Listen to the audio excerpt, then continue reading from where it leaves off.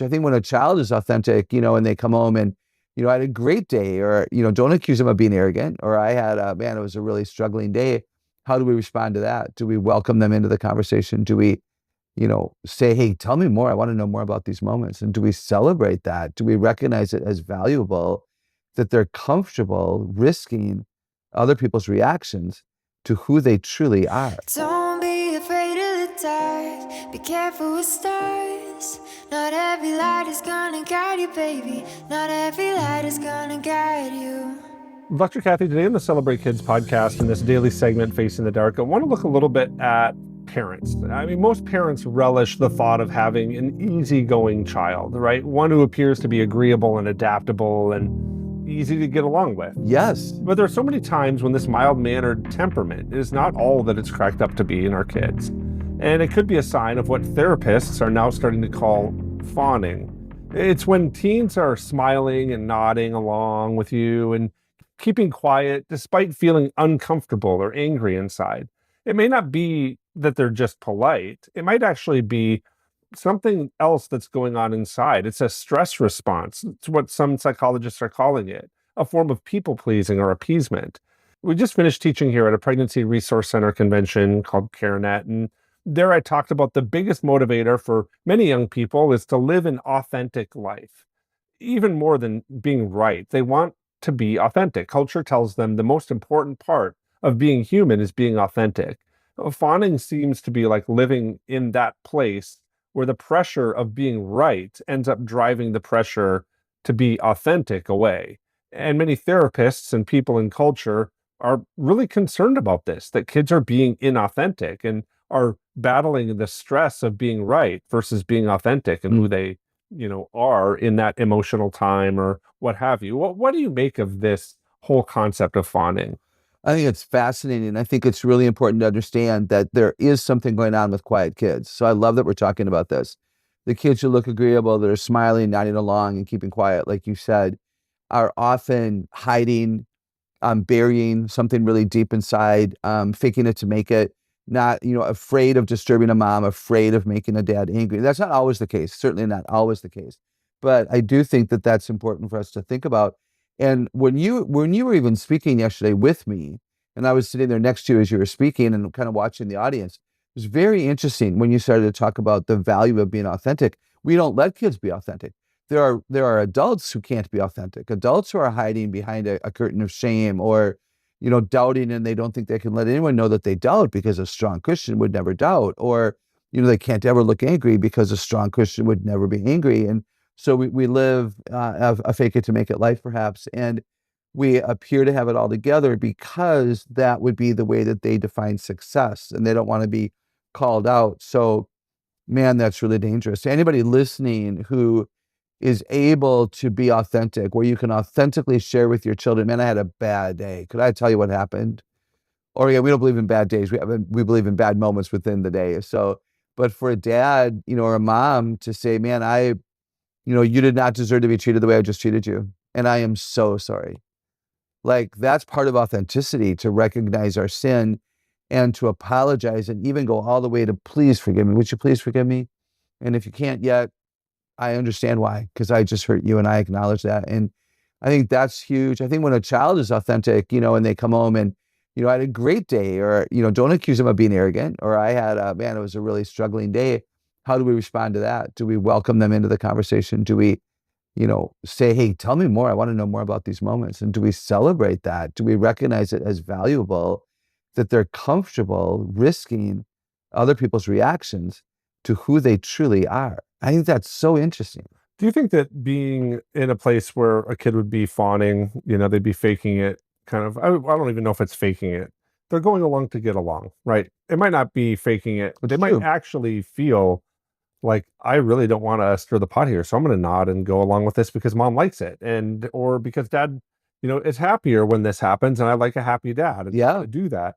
Is this concept that these therapists are concerned about with fawning really something to be concerned about? Or is it just kind of being maybe people smart, right? Where they're looking at something and saying, oh, that's not really that big of a deal. I don't need to have that be a big deal to me. It's not going to be a big deal because I can read that my dad is going to be unhappy with it. Should kids fawn? Is this bad? Oh, it's a great question. Here's my gut response. If a child is always fawning, I would be concerned. And if every child in the family is always fawning, I'd be really concerned, because that means that that mom or dad maybe show a temper, show a critical spirit, have an overreaction to things, and all the kids have figured out, hey, there's eggshells here, let's walk on them. But a child who is authentic sometimes, if I can put it that way, fawning sometimes, I think that's probably natural. Gregarious and outgoing and confident and asking tough to answer questions sometimes, praise the Lord. And then there's another moment when they tend to nod and agree. Then maybe they're really nodding and agreeing, and maybe they really agree, and there's nothing unhealthy there. Does that make sense? What do you think of that? I want to put it back on you. No, I think that that makes a lot of sense. I often wonder, like, when a teen is working to be authentic, what does that look like? Especially inside of a cultural moment where oftentimes, inside of culture, we do adapt to whatever the cultural temperature is, right? We're gonna Mm. you come to some kind of equilibrium. How do you think that the pressure of culture does impact, especially teenagers? I just see this within a lot of teens where they will really work to that cultural equilibrium. Does that impact teen development and identity formation? I think so, because the lack of risk changes everything. So let's say that a child, at school and at home is the peacemaker, peacekeeper, and doesn't stir the pot and reacts the way that she thinks that mom wants her or needs her to react. And so she's stuffing a lot, probably. Questions, she might be stuffing both great joy that she doesn't want to be interrogated about, as well as fear and grief and shame that might have happened that day. So you stuff all that and your heart changes by that. You're going to become there's a stone that could develop there. I think if you're not safe to emote, then you don't have real relationships with your moms and dads, right? And they don't really get to know you, and they can't be the one that helps you solve your problems. And so I do think that that's a developmental issue. I think kids are going to become who culture says they should be. And again, you're right before when you said, is it people smart? It is people smart to read the room. It is people smart to know tonight's not the night to ask my dad that question. I was going to ask dad about an allowance, and I have figured out he's not in the right mood to ask him for an increase there. I'm not a fool. I'm going to stay away. I do think it's potentially a developmental delay situation that might happen. With that development, Dr. Kathy, oftentimes you kind of talked about this idea that we're building, you called it stones of emotions, right? I get this vision, the picture, this idea of uh, uh, a clam working over sand Oh, over yeah. and over again, and ultimately then creates this stone. It's probably a poor analogy because we look at the stone as if it's beautiful, but we also understand that sometimes those emotions that get worked over and over actually are really ugly, and they can be really challenging, especially as we look at developing.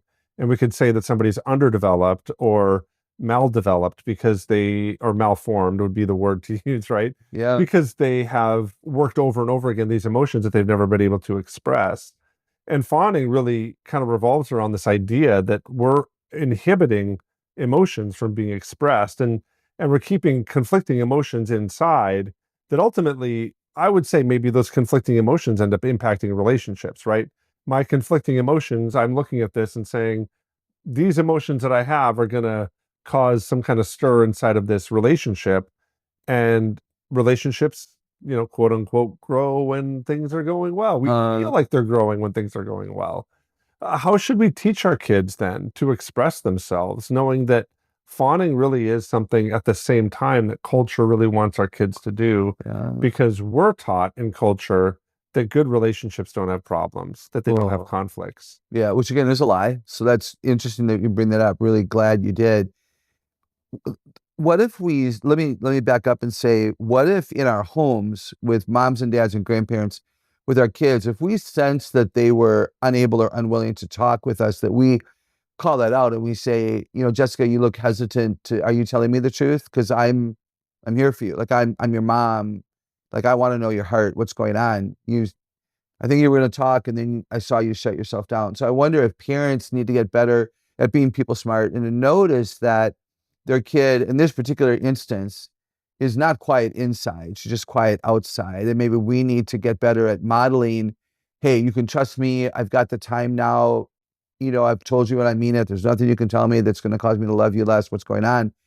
And if we do that, then the kids will get better at sharing their heart And then maybe in a relationship with a friend or somebody they're trying to get to know, they would be more willing to be honest and take that risk.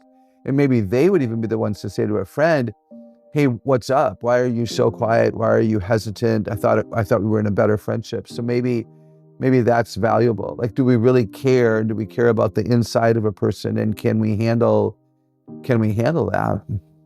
And as Dr. Kathy was talking today, it reminded me of a passage that comes out of John chapter 7. I'll begin reading at verse 45. Finally, the temple guards went back to the chief priests and the Pharisees, who asked them, "Why didn't you bring him in?" "No one ever spoke the way this man does," the guards replied. "You mean he has deceived you also?" the Pharisees retorted. "Have any of the rulers of the Pharisees believed in him?" "No, but this mob that knows nothing of the law, there is a curse on them." Nicodemus, who had gone to Jesus earlier and who was one of their own number, asked, "Does our law condemn a man without first hearing him to find out what he has been doing?" They replied, "Are you from Galilee too? Look into it, and you will find that a prophet does not come out of Galilee." Nicodemus is a Pharisee who is a member of the Sanhedrin. The council often opposes Jesus throughout all of Scripture, and speaking in his defense meant risking status and respect and safety. Though he had visited Jesus at night to seek truth in John chapter 3, Nicodemus initially stays quiet in public settings. Nicodemus's voice eventually breaks through, though. This happens in John 7, what we just read. He carefully questions whether it was lawful to condemn Jesus without a hearing. After the crucifixion, Nicodemus boldly goes to help bury Jesus with Joseph of Arimathea in John chapter 19. He provides an extravagant amount of spices. Really, it was a king's burial in the time. And his quietness gave way to courageous acts of faith, namely finding Jesus in the nighttime, speaking up to him in John 7, and then going to help bury Jesus with this incredible gift. God is patient with our growth. Even when cultural pressure silences us first, His Spirit nourishes us to give us courage to stand in tough times. Sometimes our kids are going to wrestle in private before they gain courage to stand publicly. I think it's important for us to encourage them and boldly in God to step forward and to be the people that God has created them to be the smart that they have on purpose. And I think we can do that with little steps. We do this by knowing our kids, and that means that we pay attention to them, not only what they say, but also when they hesitate. It's important for us to ask, are they afraid? Are they weighing the risk? Are they wrestling with compassion or justice? I think by guiding them and understanding some of these big questions that they might be asking in times where we feel like they're quiet, we help discern when silence protects and when silence actually betrays the good gifts that they have to share and give to the world, and also to know and honor and glorify the Lord. Our role really ends up being nurturing sensitivity to God's Spirit so that their words, when spoken, can carry courage, love, and truth. And I think doing that can be a bright light that shines and cuts through some of the dark times and the confusion that they might be experiencing.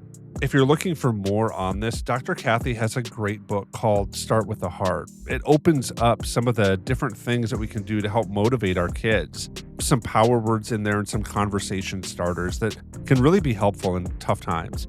I want to encourage you to go to our website, celebratekids.com, scroll down the page, and there you'll see the book Start with the Heart. Pick it up. It's a great resource for you. And we hope that it would be an encouragement for you, and we hope this podcast and all the things that we're doing here at Celebrate Kids are an encouragement for you. We really hope that they give you courage. And with that, I want to thank you for listening to the Celebrate Kids podcast, this daily segment Facing the Dark. On behalf of Dr. Kathy Cook, my name is Wayne Stender. Thanks for listening, and we're looking forward to seeing you here again tomorrow.